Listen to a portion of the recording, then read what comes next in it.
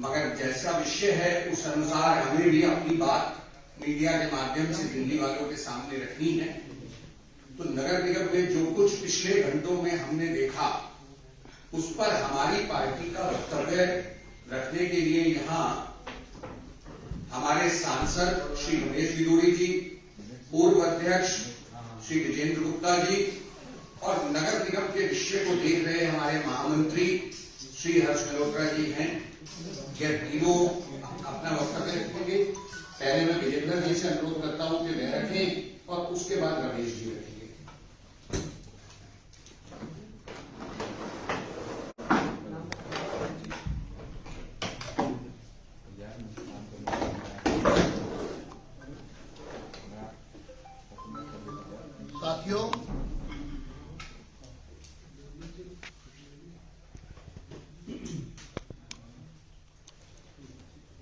साथियों, आज आम आदमी पार्टी के पार्षदों का रवैया बहुत दुर्भाग्यपूर्ण है और लगातार तीसरी बैठक हुई। जिस तरह से व्यवधान उत्पन्न किए गए, बैठक को चलने नहीं दिया गया और उसका दुर्नीति ये हुई कि आज भी चुनाव संभव नहीं। मैं दो तीन चीजें स्पष्ट कर दूं। आज के इस पूरे, मेरा फोन देना चाह रहा हूँ, ट्वीट में पढ़ के सुनाना चाहता हूँ।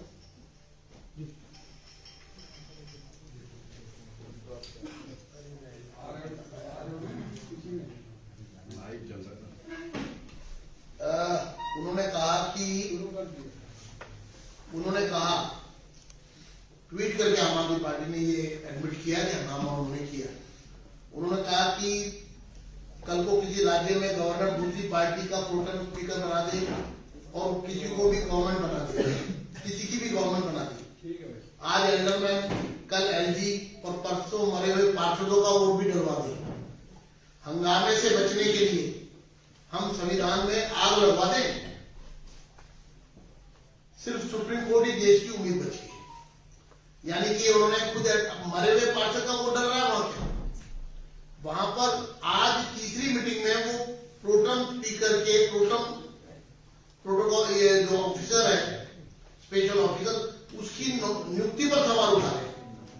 आपको ध्यान होगा पहली मीटिंग में भी उन्होंने संविधान की दुहाई देकर सदन को चलने नहीं दिया जब ये हुआ कि नॉमिनेटेड मेंबर्स के ओथ को हम होने नहीं देंगे, और माइक तोड़ दिए। सारा सदन जो है वो डिस्टर्ब कर दिया और हाहाकार कर दिया और यहां तक की मारपीट हुई और पूरा हाईजैक कर दिया गया। उससे अगली मीटिंग में उन्हीं नॉमिनेटेड मेंबर्स की ओथ भी हुई। साथियों, आज उन्होंने जो प्रश्न वहां पर उठे, दो एमएलए उनके जो मेंबर है, नॉमिनेटेड मेंबर है हाउस के, वो कन्विक्टेड है, संजीव झा और अखिलेश प्रदीप त्रिपाठी। और चेयर ने जब ये फैसला दे दिया कि कन्विक्टेड मेंबर जो है वो मतदान नहीं कर सकते और ये कानूनी स्थिति है, उसके बावजूद अवहेलना की गई उस आदेश की और वो मतदान शुरू होने से पहले उनको सदन से बाहर जाने का आदेश हुआ, लेकिन वो जाने के लिए तैयार नहीं थे। दूसरा कि जो भी उनका रवैया है वो गैर जिम्मेदार है। अभी कुछ दिन पूर्व वो सुप्रीम कोर्ट गए थे और फिर वहां से इस डर से कि हमारी पिटीशन डिसमिस होने जा रही है, इन्होंने उसको विड्रॉ किया। आज विषय आया नॉमिनेटेड मेंबर्स की वोटिंग का, उस पर उन्होंने हंगामा किया। उन्होंने यहां तक हंगामा किया कि जो मतदान की प्रक्रिया प्रोटेम स्पेशल ऑफिसर ने डिसाइड की, उस पर हंगामा किया। यानी एक विषय पे हंगामा नहीं किया, लगातार हंगामा करते रहे। और जैसा आज सुबह हमने आपको बताया था कि वो भाजपा के पार्षदों को खरीदने के लिए जो शराब घोटाले में जो पैसा उनके पास आया, 2-2, 4-4 करोड़ रुपए एक वोट के लिए दे रहे, और स्टैंडिंग कमेटी में वोट डाली जाए, यहां डाली जाए, वहां डाली, इसकी बात कर रहे हैं। और जब भाजपा के पार्षदों ने सवाल पूछा कि पार्षदों को खरीदने की जो कोशिश की गई आम आदमी पार्टी ने, केजरीवाल जी ने और उनके लोगों ने उस पर अपना विरोध दर्ज किया, तो उस विरोध को दबाने के लिए बातें करते रहे। हमारा ये कहना है कि दिल्ली के महापौर का चुनाव संपन्न होना चाहिए, दिल्ली के स्थायी समिति का गठन होना चाहिए। और जब से आम आदमी पार्टी आई है, पहली बार हो रहा है कि दिल्ली में इस तरह का अराजकता का वातावरण। क्या इससे पहले नगर निगम के चुनाव नहीं हुए थे? कई बार 3 बार लगातार भारतीय जनता पार्टी पावर में रही, एक बार कांग्रेस भी रही, उससे पहले भारतीय जनता पार्टी रही। तो हर बार बहुत शांतिपूर्ण तरीके से ये सारी प्रक्रिया संपन्न होती थी, क्योंकि ये लोग सत्ता में है दिल्ली में, उसके बावजूद दिल्ली की असेंबली खुद ही नहीं चलने देते। सत्तारूढ़ दल असेंबली ना चलने दे, ऐसा कभी आपने सुना नहीं होगा। जो लोग जिनके बहुमत में है पार्षद, वो सदन न चलने दे, ये पहली बार हो रहा है। हम केजरीवाल से पूछना चाहते हैं, हंगामा कब तक करते रहेंगे आप? कब तक दिल्ली के लोगों को इस प्रकार से आपके दुर्व्यवहार का सामना करना पड़ेगा? आप कब तक इसी तरह से झूठ फरेब की राजनीति करते रहेंगे? हम इसकी कड़े शब्दों में निंदा करते हैं। मैं अपनी बात को यहीं समाप्त करता हूं और मैं चाहूंगा कि हमारे आदरणीय सांसद रमेश जी अपनी बात। मित्रों, आप सबका स्वागत तो है ही। विजेंद्र जी की बात को आगे बढ़ाते हुए मैं आपके सम्मुख ये रखना चाहता हूं कि जो आम आदमी पार्टी का ट्वीट और उनके स्पोक्स पर्सन ये कहते हैं कि संविधान को आग लगा दें, दुर्भाग्य देखिए आप, जिनका मुख्यमंत्री कॉन्स्टिट्यूशनल पद पर बैठने वाला रिपब्लिक डे की परेड पर रेल भवन के सामने धरने पर बैठ जाता है, वो संविधान की बातें कर रहे हैं। जिनका एक मंत्री 6 महीने से जेल में रहकर सारी फैसिलिटीज मिल रहा है और वो आदमी मंत्री बना हुआ है, वो संविधान की बात कर रहे हैं। जिनके 2 विधायक सजाया था विधायक, उनको वोट डालने के लिए नॉमिनेट कर दिया, ये संविधान की बात कर रहे हैं। पीठासीन अधिकारी जो होता है उसके पास कॉन्स्टिट्यूशनल संवैधानिक अधिकार होता है। हमारे देश में व्यवस्थाएं हैं, पंचायत जो भी संबंधित पूर्ण सरकारें होती हैं उनके निकाय पंचायत उनके अधीन आते हैं। भारत के अंदर दिल्ली देश की राजधानी है, वो एनसीटी है। 1991 में कानून बना था, हमने नहीं बनाया, कांग्रेस शासन में थी।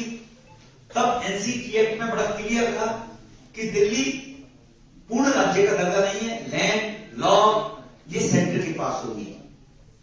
और केंद्र सरकार, दिल्ली की जो सरकार है वो केंद्र की सरकार के अधीन होगी दिल्ली के अंदर।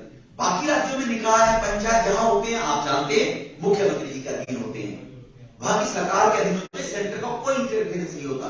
ये संविधान में अधिकार दिया हुआ है। ये कोई केजरीवाल साहब ने या उनके प्रवक्ता सौरभ जी की खैरात के रूप में ऑनरेबल लेफ्टिनेंट गवर्नर साहब नहीं बैठे हुए हैं। ये अपने दिमाग से गलतफहमी निकाल दे, तो जो गलत शब्दों का इस्तेमाल माननीय उपराज्यपाल जी के लिए बार बार वो करके और अपना परिचय देते हैं संविधान की दुहाई देने वाले लोग।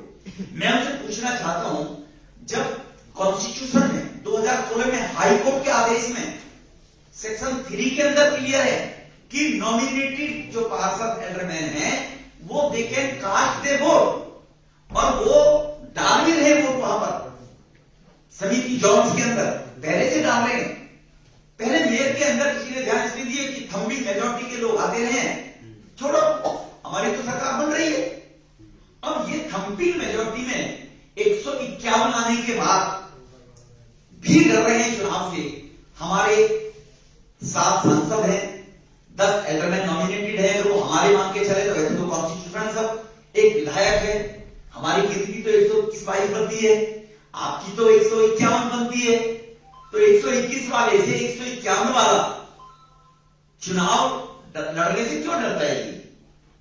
क्यों कॉन्स्टिट्यूशन की दुहाई देकर लोगों को गुमराह करना चाहते हो?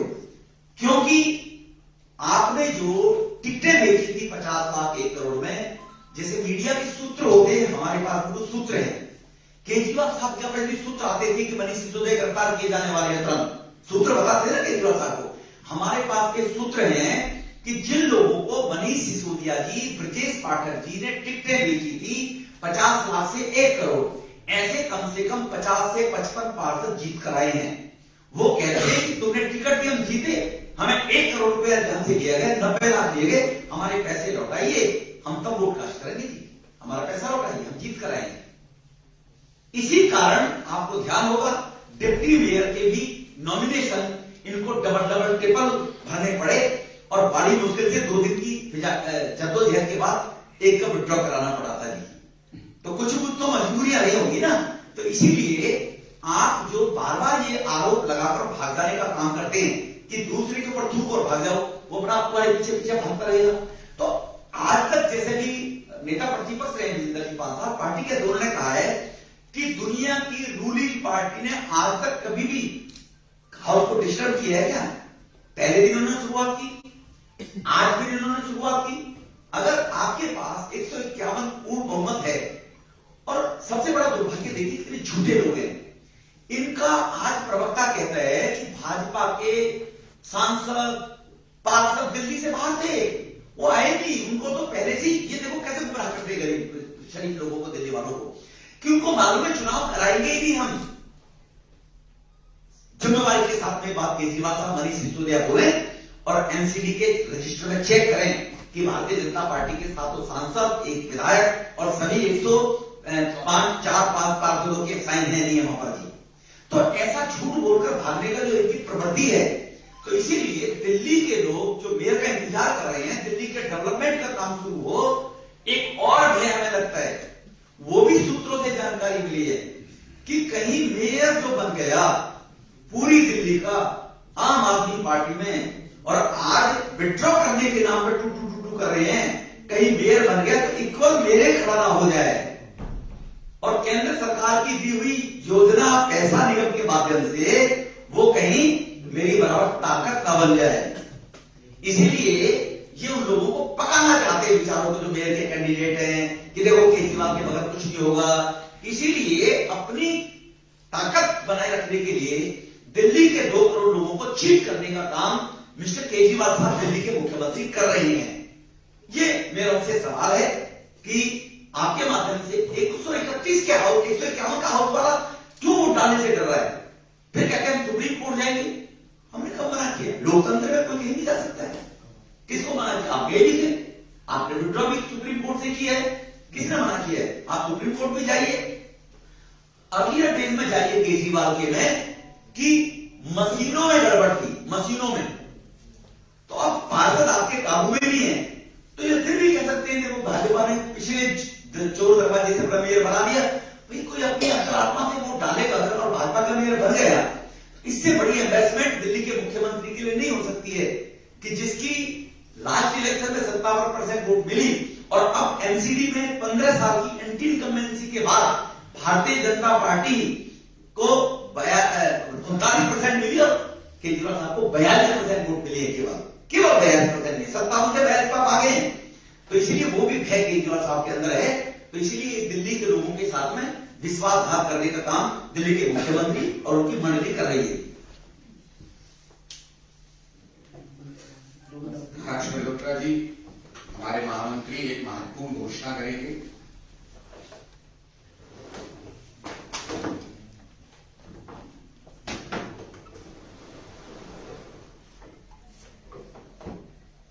पत्रकार मित्रों का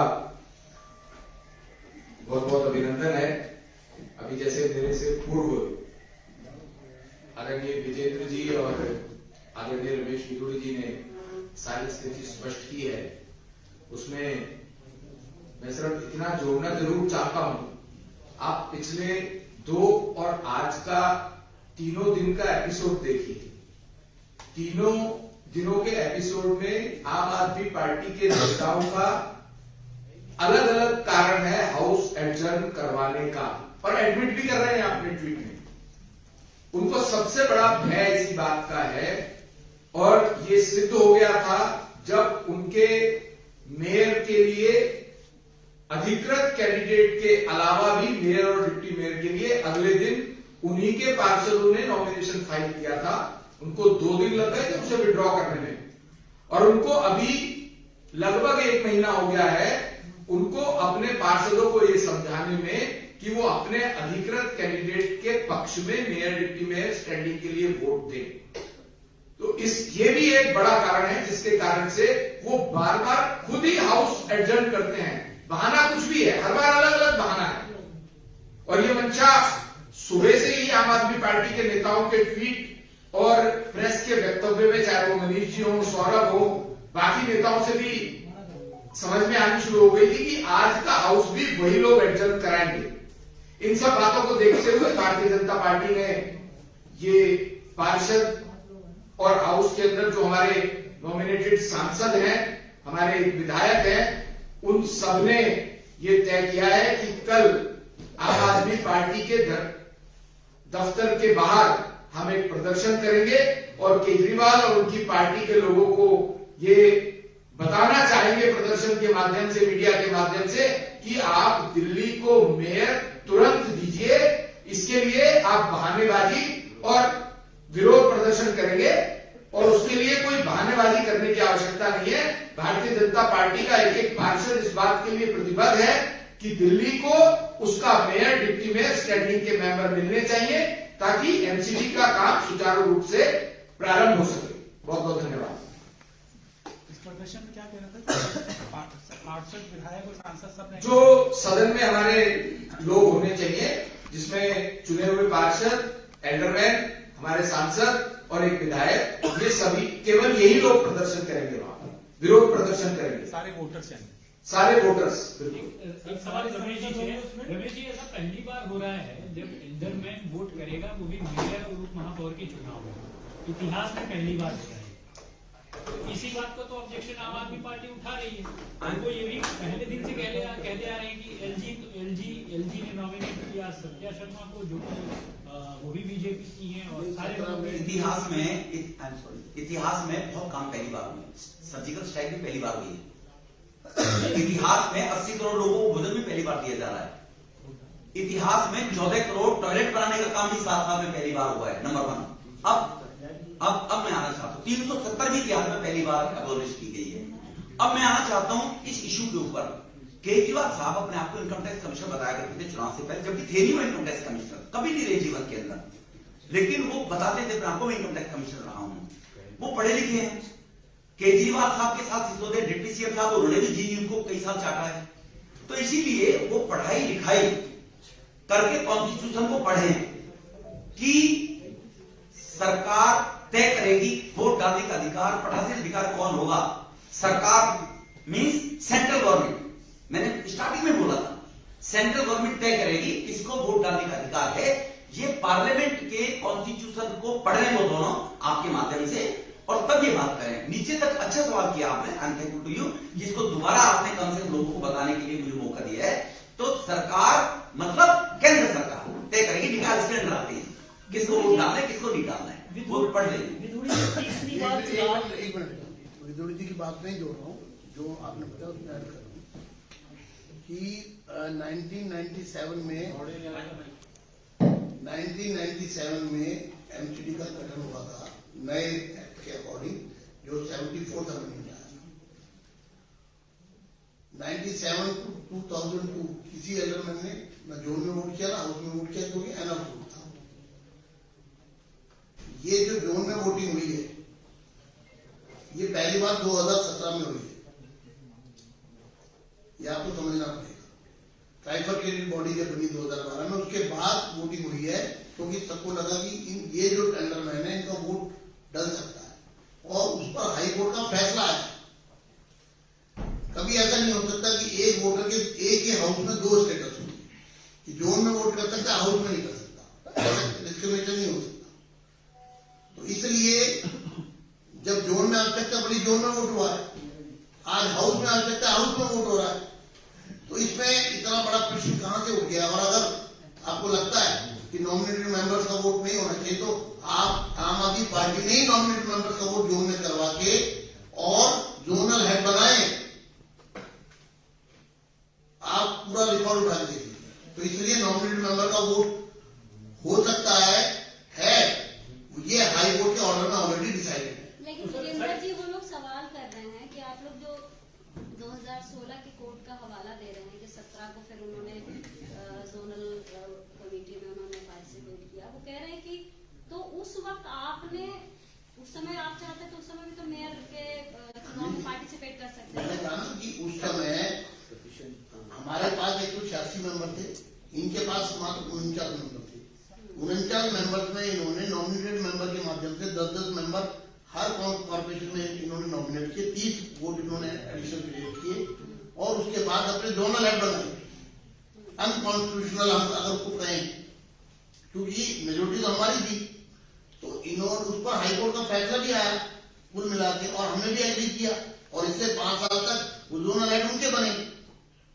तो बात ये नहीं है, मैं सिर्फ आपको बताने के लिए बता रहा हूं कि जब जोन में वोट होने का प्रारंभ हो गया और उसको हाई कोर्ट ने भी अपनी मोहर लगा दी, तो वो हाउस में भी वोट कर सकता है जो जोन में वोट कर सकता है। हमारा इतना क्या है। एक सर आपने कहा और अगली बात पूछिए सर, आपने कहा कि आवश्यकता इस बार है वोटिंग कराने की, तो एक तो आवश्यकता क्या जो इशू आवश्यकता नहीं है, इशू ये है क्योंकि क्लोज कॉन्टेस्ट है, तो आप सर नंबर में भी नहीं पाए। नहीं, एक मिनट, मैं आपकी बहस में नहीं जाना चाहता।